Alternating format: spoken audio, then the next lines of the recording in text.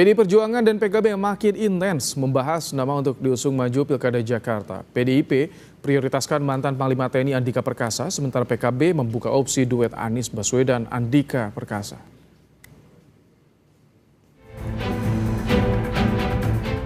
Usai PKS mendeklarasikan pasangan Anies Baswedan Sohibul Imam maju di Pilkada Jakarta, PDI Perjuangan menyebut mantan Panglima TNI Andika Perkasa sebagai prioritas calon gubernur Jakarta.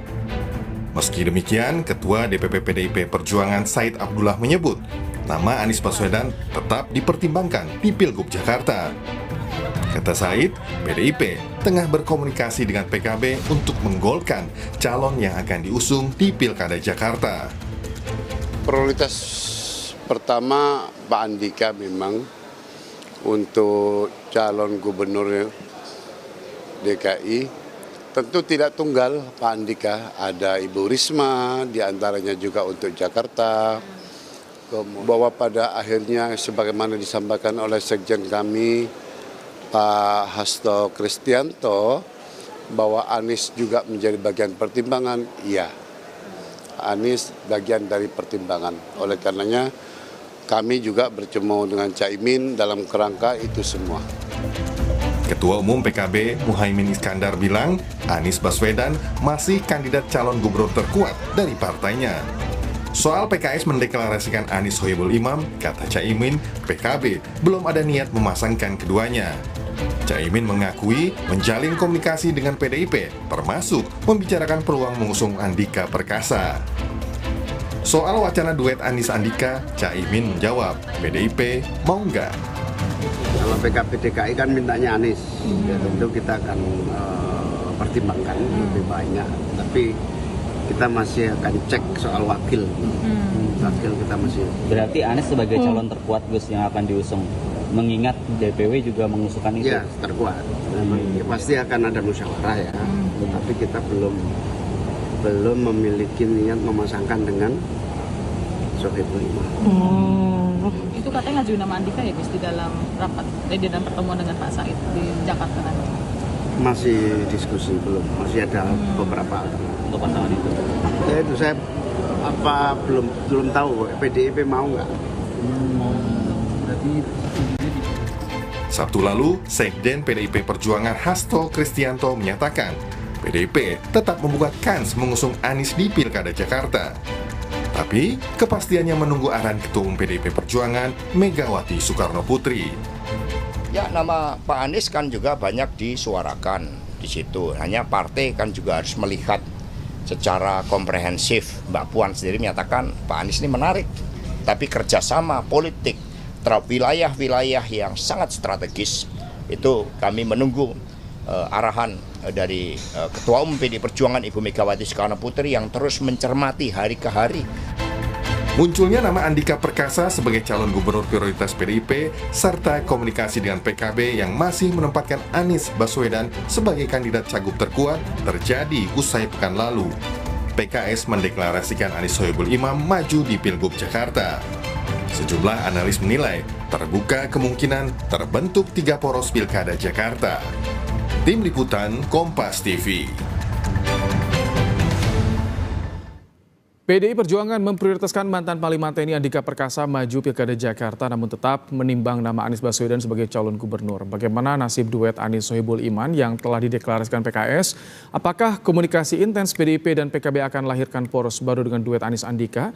Kita akan bahas, sudah ada saudara juru bicara PKS Muhammad Iqbal, politisi PDIP Aryo Seno Bagaskoro, dan pengamat politik Burhanuddin Muhtadi. Selamat sore Bapak-Bapak.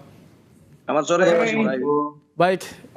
Yang pertama saya ingin ke Mas Seno. Mas Seno, jadi sejauh mana keseriusan pembahasan wacana duet Anies Andika? Apakah ini termasuk merespons usulan PKS minggu kemarin yang memunculkan nama Anies Sohibul? Ya, hari ini semua sedang berada dalam tahapan komunikasi politik yang intens. Kita pahami betul bahwa pengalaman pilkada serentak di seluruh daerah ini adalah suatu pengalaman politik yang baru bagi semua partai politik. Artinya pertemuan-pertemuan yang dilakukan antar pimpinan partai kami dengan pimpinan partai lain tentu tidak hanya membahas satu daerah, tapi berbagai daerah. Bahwa di Jakarta hari ini kami punya banyak stok nama yang sudah kami umumkan berkali-kali, itu masuk di dalam tahapan penggodokan kami. bagaimana aspirasi masyarakat Jakarta menginginkan pemimpin yang seperti apa. Tentu harus kami cek dulu apakah pemimpin yang dibutuhkan masyarakat Jakarta itu punya karakteristik seperti apa, tipologi kepemimpinannya seperti apa, rekam jejaknya seperti apa, komitmennya pada ideologi Pancasila seperti apa. Setelah ketemu poin-poin itu baru nanti akan kami kerucutkan nama-nama itu. Hari ini tentu semuanya semakin mengkerucut, banyak nama yang sudah semakin sering dibahas. Kami sudah sampaikan berulang kali, Pak Anies termasuk adalah nama yang kami pertimbangkan. Kami anggap menarik karena secara elektoral memang memiliki rekam jejak elektoral yang sangat baik di DKI Jakarta selama pemilu gubernur maupun pemilu presiden yang lalu. Tetapi kami sendiri juga sebagai partai kader, kami punya banyak kader yang sangat mumpuni untuk memimpin pemerintahan. Maka kami usulkan beberapa nama yang hari ini mengemuka. Salah satunya Pak Andika yang kata Ibu Ketua Umum ternyata fansnya juga cukup banyak. Sebagai pemimpin di tubuh militer, sebagai Panglima TNI, beliau menunjukkan banyak perubahan yang signifikan. Dan kami rasa pengalaman itu juga mumpuni untuk sebagai kepala daerah. Tapi prinsipnya sekali lagi Mas, sebelum janur kuning melengkung, janur merah melengkung, janur hijau melengkung, nah ini semuanya masih dinamis sesuai dengan komunikasi politik masing-masing. Masih dinamis, tapi bagaimana kuat-kuatan komunikasi politiknya, Mas Iqbal? Bagaimana tanggapan dari PKS kemarin mengusulkan Anies Sohibul, sekarang muncul nih Anies Andika. Bagaimana sih PKS melihatnya? Ya, saya kira memang di dalam politik ya sangat dinamis ya, khususnya Jakarta. Saya kira semua partai juga ingin bahwa kadernya juga memimpin. Tapi kan lagi-lagi pertanyaannya adalah sejauh mana kursinya, sejauh mana surveinya, sejauh mana dukungan masyarakatnya. Yang jelas bagi kami saat ini kalau kita lihat data di lapangan memang Mas Anies ini paling tinggi seperti disampaikan Bang Surya Paloh. Sehingga kami memang sejak awal sudah memutuskan untuk mendukung Mas Anies berpasangan dengan Pak Sohibul Iman. Semakin banyak partai pendukung atau semakin banyak calon, saya kira semakin bagus supaya masyarakat Jakarta juga memiliki pilihan. Dan ini juga ujian bagi Mas Anies, apakah memang popularitas dan elektabilitasnya masih tinggi. Karena dalam konteks DKI Jakarta, saya kira tidak ada yang kenal Mas Anies ya. Karena sebagai gubernur incumbent, pernah maju sebagai calon presiden, memiliki suara yang sangat signifikan. Saya kira apalagi ditambah dukungan media sosial ya, pasukan udara, para relawan, para pendukung suara yang kemarin memilih Mas Anies itu juga berdampak pengaruhnya kepada Jakarta. Oke, baik. Ini menarik sih sebetulnya karena ada saling respon di sini. Minggu kemarin PKS, sekarang muncul nih PDIP, PKB juga dua-duanya tapi ngusung Anies. Mas Burhan, apa yang Anda lihat? Mungkin nggak sih ini nanti rebutan Anies atau mungkin koalisi ini agak sulit untuk bergabung, Mas Burhan? Ya memang terlalu dini ya kita menganalisis Pilkada Jakarta melalui potret hari ini. Itu seperti shooting the moving target ya, karena targetnya terus bergerak. Dan kalau kita mengacu pada pengalaman Pilkada Jakarta sebelumnya, itu detik-detik keputusan elit partai untuk memutuskan cagup cawagup itu umumnya last minute ya, di injury time semua. Jadi tidak selesai di waktu normal 45 kali 2 90 menit kalau istilah sepak bolanya. Jadi kalau kita merujuk pengalaman 2017 pasangan Anies Sandi itu betul-betul di ujung sebelum penutupan pendaftaran oleh KPUD, termasuk juga Pak Jokowi, karena awalnya PD Perjuangan saat itu sempat melirik Fauzi Bowo yang akan diusung di tahun 2012. Tapi poin saya bisa mengerti kalau kemudian partai-partai non koalisi Indonesia Maju itu berebut Anies, karena faktor utamanya adalah faktor elektoral, karena Anies Baswedan elektabilitasnya tertinggi. Nah masalahnya adalah partai-partai yang ada tidak ada satupun yang cukup kursinya untuk bisa mengusung calon sendiri, dan karenanya pertimbangan elektoral menjadi penting. Masalah berikutnya cuma ada satu kursi yang tersedia buat cawagup. Nah di situ tarik menarik yang saya kira akan sangat menentukan apakah hasil akhirnya itu Anies dengan Andika atau Anies dengan Sohibul Iman. Oke, ini yang ditunggu oleh publik Jakarta terutama. Mas Yono, apakah ketika muncul nama Anies Andika ini karena PDIP melihat tidak cocok, tidak serk dengan Anies Sohibul yang diusulkan oleh PKS, atau bagaimana sih komunikasinya PDIP, PKS, PKB soal ini, Mas Yono? Ya semuanya masih menimbang-nimbang dan belum final. Sekali lagi yang paling menentukan hari ini adalah bahwa komunikasi politik harus dilakukan.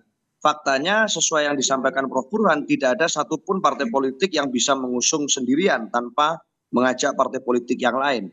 Artinya di sini harus ketemu nih penyesuaian-penyesuaian antar gagasan, antar kesamaan, antar platform. Lalu kita mencari figur yang paling sesuai. Bagaimana Jakarta ke depan akan dirancang. Nah, apakah kemudian kami punya persoalan dengan misalnya usulan nama lain? Masalahnya satu sebenarnya, Mas. Kami juga sebagai partai politik punya tanggung jawab konstitusional untuk kemudian mendudukkan kader-kader kami sebagai prioritas di jabatan-jabatan publik. Tentunya menjadi sah di tahapan hari ini yang semuanya masih sangat cair. Kami juga menyampaikan kami punya nama-nama yang sangat mungkin untuk dimajukan sebagai tokoh yang dapat memimpin di daerah tertentu. Kami punya sistem kaderisasi partai, kami punya sekolah partai, dan semua itu harus bermuara pada penugasan di jabatan-jabatan publik. Oleh karena itu di Jakarta pun kami tidak kekurangan sosok. Mas Andika satu nama. Tapi kalau bicara dan merentang ke belakang, ada nama-nama yang lain yang telah kami sebutkan dan semuanya sangat familiar bagi publik Jakarta. Jadi saya rasa hari ini persoalannya kami juga ingin menunjukkan bahwa kaderisasi yang kami lakukan ini juga berhasil memunculkan tokoh-tokoh yang mampu untuk memimpin dan melakukan manajerial kepemimpinan satu daerah. Saya rasa itu. Tapi ini prioritasnya Andika itu untuk di Cawagup atau Cagup nih sebetulnya dari PDIP, Mas Yono? Skenario Cagup maupun Cawagup kami dipersiapkan untuk harus siap. Tetapi tentu semua itu akan diukur dengan elektabilitas, diukur dengan aspirasi dan masukan dari bawah. Termasuk juga dinamika komunikasi politik dengan kawan-kawan partai-partai yang lain yang punya visi yang sama dengan kami. Baik, Mas Iqbal, kalau bicara soal mendekat nih, jika PDIP dengan PKB semakin mendekat, ini PKS memungkinkan nggak tidak mendekat? Atau justru akan berbeda nih, bisa komunikasi dengan Nasdem atau dengan partai lain, Mas Iqbal, di Jakarta ini? Saya kira dari hasil komunikasi kami dengan Bang Surya Paloh dan statement-statement Bang Surya Paloh, saya kira memang Nasdem saat ini memang sudah bulat sepertinya dugaan kami ya, dari hasil komunikasi kami dengan PKS untuk mendukung Mas Anies. Dan Nasdem dan PKS kan cukup ya. Artinya kalau PKS sebagai partai pemenang, tentu saja juga wajar saja kalau mengusulkan kadernya. Dan Mas Anies kan juga salah satu pendiri deklarator Nasdem juga. Gitu. Jadi saya kira banyak pertimbangan lah ya. Bukan berarti Mas Anies ini juga kader PKS. Karena apa? Karena stigma ini muncul karena sejak awal memang PKS yang mengusulkan Mas Anies ketika pilkada di Jakarta. Jadi saya kira sah-sah saja teman-teman PKB memiliki calon ya, termasuk dengan mendukung Mas Anies. Kami sangat bersyukur dan sangat welcome sekali untuk berdiskusi dan berkomunikasi. Tetapi bagi kami majunya Sohibul Iman sebagai wakil itu adalah harga mati. Sohibul Iman wakil harga mati, tapi siapa nanti yang paling berpotensi yang bisa mengusung Anies Baswedan di Pilkada Jakarta dan bagaimana kemungkinan poros yang terbentuk? Kita akan bahas usai jeda. Mas Burhan, Mas Iqbal, Mas Seno tetap bersama kami di Kompas Petang. Masih membahas soal peta koalisi Pilkada Jakarta di Kompas Petang sore hari ini. Masih bersama kami ada M. Iqbal, jubir PKS, ada Aryo Seno Bagaskorul, politisi PDIP, dan Mas Burhanuddin Muhtadi, pengamat politik. Mas Burhan, ya tadi sudah disinggung Sohibul Iman harga mati oleh PKS tuh. Bagaimana nanti kira-kira siapa sih parpol yang paling berpeluang untuk bisa mengusung Anies Baswedan di Jakarta nanti, Mas? Saya sih tidak terlalu khawatir ya Anies Baswedan untuk mendapatkan tiket di Jakarta. Tetapi PR buat Anies itu bukan sekedar mendapatkan tiket untuk maju, tetapi harus menang. Karena kalau kalah di Pilkada Jakarta tahun ini, maka karir politik Anies Baswedan selanjutnya itu akan tutup buku karena sudah kalah pilpres, kalah pula di pilkada. Jadi mau tidak mau harus menghitung betul siapa calon yang potensial membawa daya dongkrak secara elektoral buat Anies Baswedan. Nah, pada titik itu pilihan antara apakah Sohibul Iman ataukah Andika Perkasa itu pilihan yang sama-sama sulit buat Anies. Pertama ya, kalau Andika Perkasa bagaimanapun didukung oleh PD Perjuangan yang punya basis cukup kuat di Jakarta Barat dan Jakarta Utara, yaitu wilayah di mana Anies Baswedan 2017 kalah di sana, 2024 dalam Pilpres kemarin juga kalah telak dibanding pasangan 02 di dua wilayah ini. Sementara kalau misalnya Anies memilih untuk meninggalkan PKS dengan tidak memilih Sohibul Iman sebagai cawagupnya itu juga seperti pisau bermata dua. Satu sisi membuka opsi untuk menambah pangsa elektoral baru, tetapi di sisi lain akan menimbulkan disilusi, terutama di kader PKS yang kita tahu memenangkan pileg di Jakarta dan kota-kota di sekitar Jakarta, kota Bogor, kota Depok, kota Bekasi, itu adalah basis-basis PKS.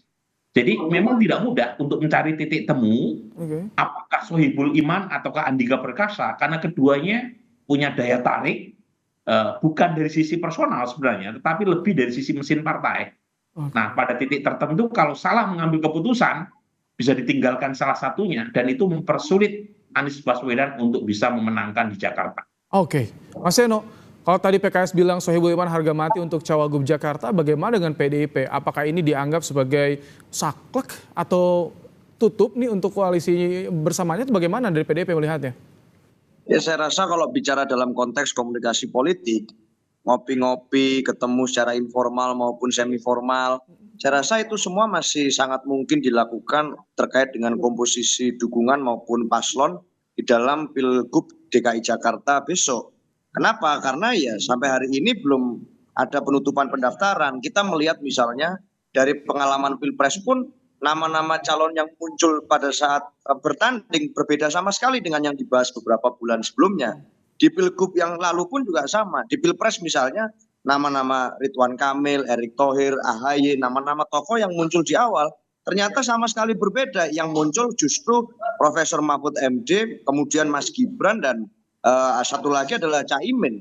Artinya semuanya sangat mungkin berubah di injury time. Tetapi saya harus ingat betul bahwa di dalam pilkada itu ada banyak variabel yang saling mempengaruhi satu sama lain. Unsur ketokohan yang pertama menjadi penting. Bagaimana tokoh tersebut sudah memiliki akar kesejarahan yang penting dan punya pengalaman di Jakarta. Selain itu dukungan partai politik yang juga meluas. Bagaimanapun kami tentu bicara dua hal. Selain how to win juga setelah menang nanti mau apa ini di Jakarta. Mau memimpinnya seperti apa. Dengan pengalaman panjang publik sekarang bisa berkaca. Oleh karena itu kami berhati-hati dan akan mempertanggungjawabkan pilihan politik kami. Oke, Pak Iqbal, kalau misalkan emang tadi Anda sebutkan yang pertama mengusung Anies adalah PKS. Tapi jika Anies ternyata memilih PDIP dan juga PKB untuk bersama di koalisi untuk di Jakarta, nanti PKS bagaimana? Apakah akan ke Kim? Ada komunikasi arah ke sana juga tidak, Pak Iqbal? Ya, saya kira kan kami berani mendeklarasikan karena sudah ada komunikasi ya, sudah ada approval, termasuk dengan Pak Surya Paloh dan teman-teman Nasdem. Jadi kami optimis bahwa proposal yang kami ajukan disetujui, dan tentu saja kami sebagai partai politik justru yang menentukan mau berlayar atau tidaknya seseorang itu. Jadi bukan kita justru nurut seseorang, justru kita lah yang menentukan. Maka syarat bagi kami pilihannya dua, masuk PKS atau ambil calonnya wakil dari PKS, kan simpel ya. Dan sepertinya Mas Anies tidak memilih pilihan yang pertama. Kalau tidak memilih pertama, tentu saja pilihan kedua. Dan ini sudah kami komunikasikan. Makanya Mas Anies sudah merespon di media sosialnya ketika beliau lagi di Eropa bahwa beliau berterima kasih dan akan memfollow up proposal ini. Oke, Mas Burhan, kalau bayangannya dengan kondisi seperti saat ini, kira-kira akan terjadi berapa poros nih di Jakarta? Nah, kalau PKB dan PDIP tak bisa ambil Anies, kandidat yang kuat, yang potensial siapa menurut Anda, Mas Burhan? Ya, ada kemungkinan 3 poros kalau melihat konstelasi per hari ini ya. Poros pertama tentu poros koalisi Indonesia Maju. Poros kedua sejauh ini ya antara PKS dengan Nasdem. Dan yang ketiga masih terbuka kemungkinan Mas Aryo Seno berkoalisi dengan PKB. Nah, kalau misalnya itu yang terjadi ini polarisasi 3 kubu dan kemungkinan akan masuk di putaran kedua karena RUU DKJ masih mensyaratkan 50% per satu buat calon yang bisa menang dalam satu putaran, dan itu sepertinya sulit kalau skenario 3 poros terjadi. Nah, pertanyaan penting yang mungkin perlu diajukan adalah apakah misalnya gitu ya, ketika Sohibul Iman dipatok sebagai harga mati, pertanyaannya apakah PKS membuka opsi untuk bergabung dengan koalisi Indonesia Maju, terutama dalam konteks Pilkada Jakarta. Dan kalau itu yang terjadi, itu memperberat langkah Anies Baswedan untuk menang. Karena bagaimanapun ada semacam irisan basis antara Mas Anies dengan basis PKS. Mungkin sebagian besar basis PKS sekarang preferensinya ke Anies Baswedan. Tetapi kalau misalnya PKS memutuskan mendukung Ridwan Kamil yang diusung oleh Koalisi Indonesia Maju, sedikit banyak ya ada basis PKS yang lari ke Ridwan Kamil, dan itu akan memecah ya, suara buat Anies Baswedan. Dan kalau itu terjadi, itu betul-betul bencana ya buat Anies Baswedan. Oke, Mas Burhan, jadi faktor yang bisa jadi pengaruh terhadap poros atau peta politik di Pilkada Jakarta nanti termasuk tadi tawaran untuk gabung Kim, atau juga termasuk soal kursi ketua DPRD DKI ini akan menjadi apa instrumen untuk negosiasi?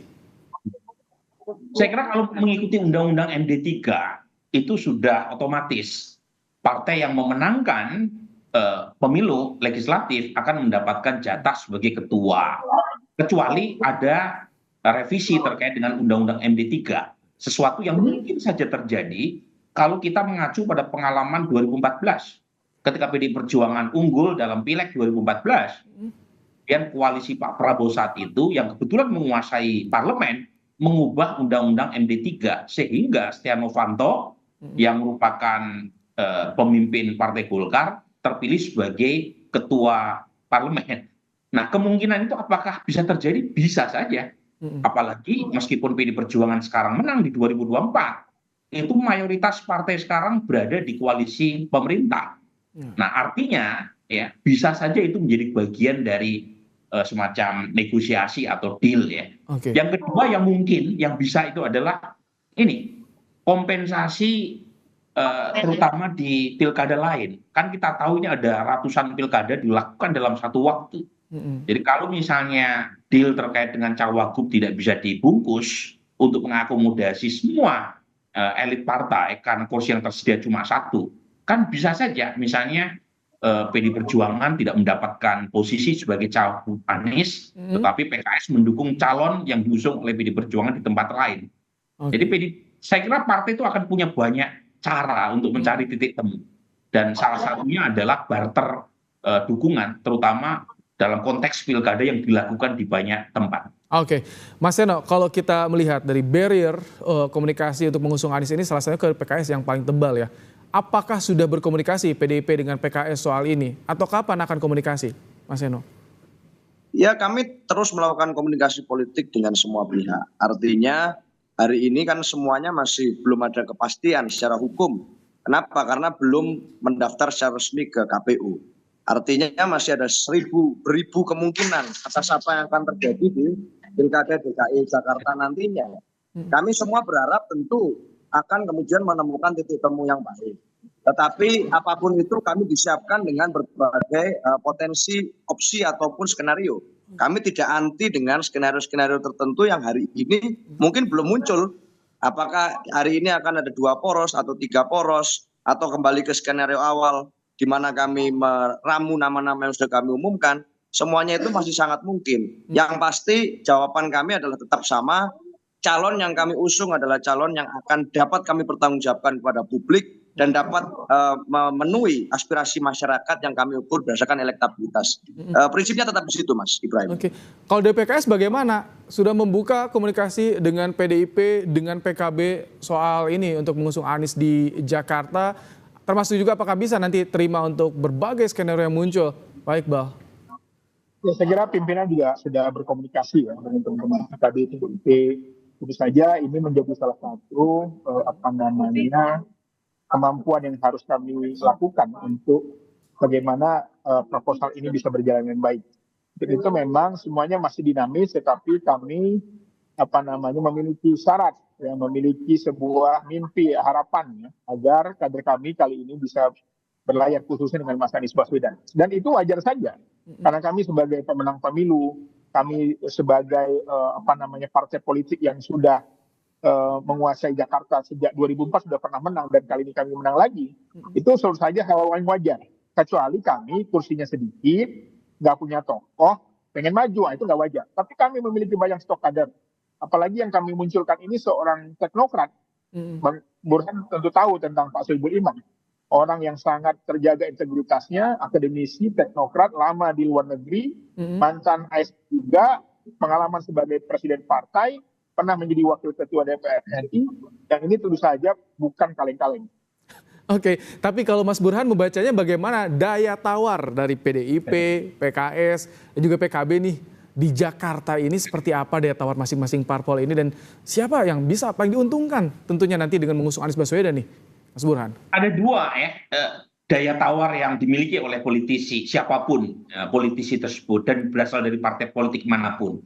Yang pertama adalah daya tawar dari sisi elektoral secara personal. Jadi siapapun calon kalau elektabilitasnya kompetitif, punya potensi untuk membawa kepada kemenangan, dia punya daya tawar. Meskipun politisi tersebut tidak terafiliasi dengan partai politik manapun. Orang seperti Anies kan tidak terafiliasi dengan partai politik manapun, tetapi punya posisi tawar. Nah yang kedua adalah daya tawar dari sisi kekuatan kursi di parlemen. Nah sekarang tinggal dihitung antara PDI Perjuangan dengan PKS, kursinya lebih banyak mana? Tentu di Jakarta lebih banyak PKS, gitu ya. Nah, pada titik tertentu baru kemudian dihitung apakah kalau PKS memasukkan nama kadernya sebagai cawagup Anies Baswedan, potensi menangnya lebih besar dibanding misalnya kalau Anies Baswedan berdampingan dengan calon wakil gubernur yang diusung oleh PDI Perjuangan. Nah, di situ ada hitung-hitungan objektif dan rasionalitasnya, karena dalam politik tidak serta-merta 1 tambah 1 sama dengan 2, kan ada senyawa atau kimiawinya positif, ada yang negatif. Secara di atas kertas bisa saja calon dari PDI Perjuangan punya added value secara elektoral lebih besar ketimbang dari PKS, karena dari sisi hitung-hitungan di atas kertas Anies Baswedan kan kurang dukungan di wilayah basis PDI Perjuangan. Tetapi tidak serta-merta seperti itu. Kalau disurvei jangan-jangan kimiawinya negatif. Karena basis keduanya ini terlalu bertolak belakang. Ketika disandingkan justru malah seperti kutub sama-sama positif magnet saling menolak. Nah ini kan semuanya teori nih. Nggak ada yang atau belum ada empiriknya. Perlu diuji. Nah salah satu ujiannya adalah melalui survei opini publik yang kredibel. Terima kasih Mas Burhan untuk pandangannya. Pak Iqbal, Mas Seno, terima kasih telah bergabung bersama kami di Kupas Petang sore hari ini. Terima kasih. Baik, usai jeda.